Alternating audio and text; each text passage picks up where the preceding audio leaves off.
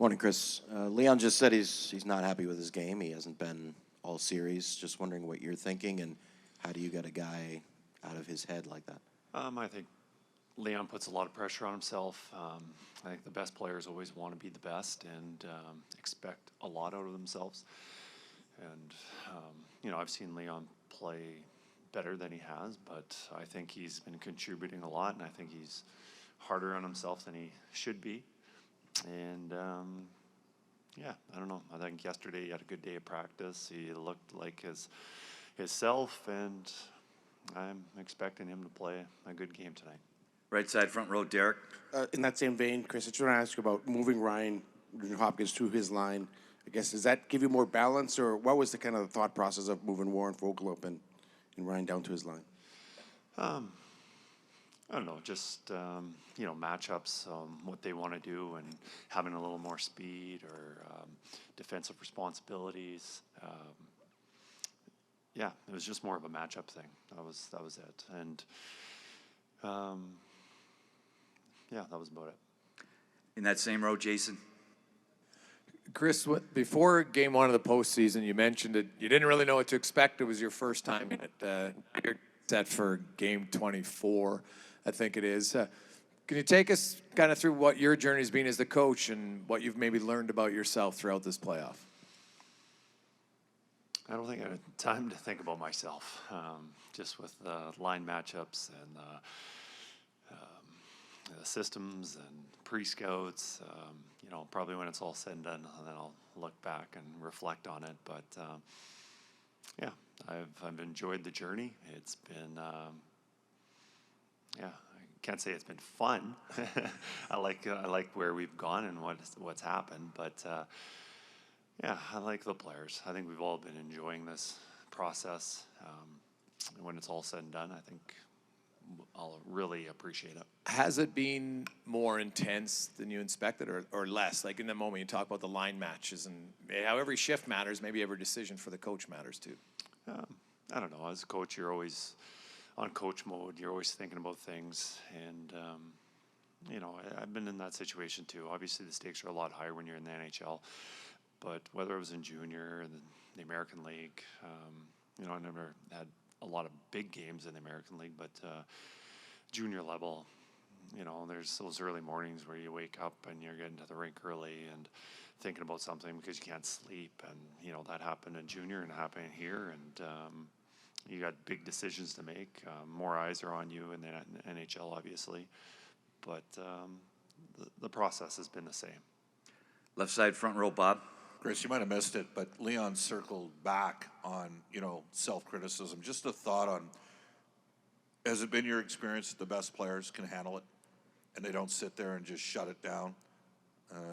Because it was he had the opportunity to sort of edge out of it and he circled back to it. So what does that tell you about him? Well, Leon's, a lot of can be said about his character.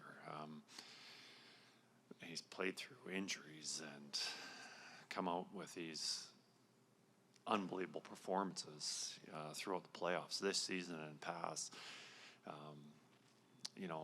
For me, watching him during the regular season, how much dedication he has towards the game.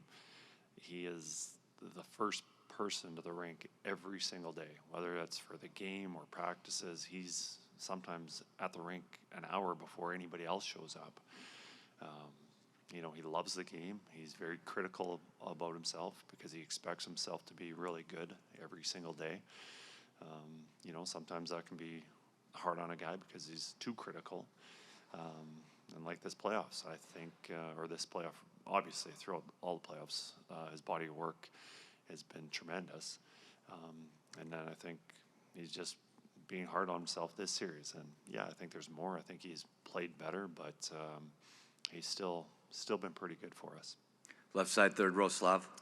Kris, your team is now 4-0 when facing elimination in these playoffs, 2-0 in the Stanley Cup final, obviously. Why do you think you guys have been able to handle these situations so well to this point? I think our team's just enjoying the process. I think we've, talked about being down and out and yeah, just enjoy playing the game.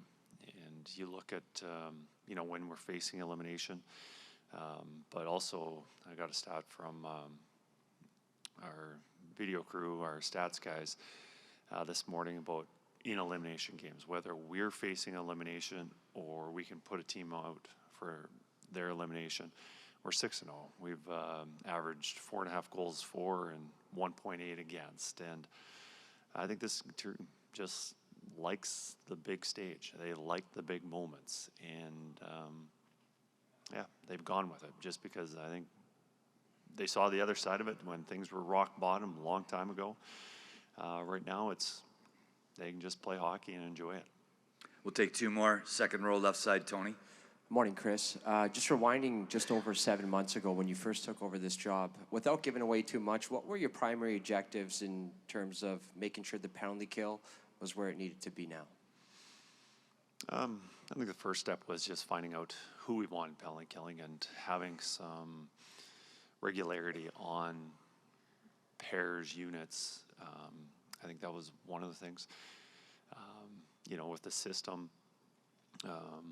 Stewie was the chief operator of it. He was the director. We gave him that responsibility. And there wasn't very much to our system that we were changing. There were some fine details that we wanted to do. And yeah, I think that was the two biggest things, just having who we wanted to kill and how the process of teaching it. So, you know, I think the guys that we decided to do it, we wanted to give them a little bit more role. We've got other guys that can certainly penalty kill, but they've got a lot of other responsibilities with our team. So we wanted to, you know, put a little more ownership on those guys, and they've done a phenomenal job throughout the season. You know, since I've got here, you know, probably about 2 or 3 week span in, I don't know, January, February, kind of that time, that maybe we hit a low spot. But other than that, it's been really good.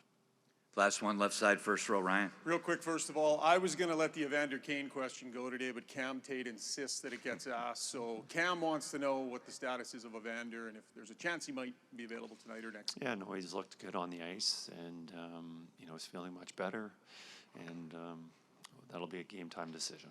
Just quickly from me, Ryan McLeod has played some center, he's played some wing in these playoffs. What's your evaluation of him in those two positions? And it seems your preference is on the wing, but is he an option at center? You know, I think he contributes a lot in both situations, or both positions.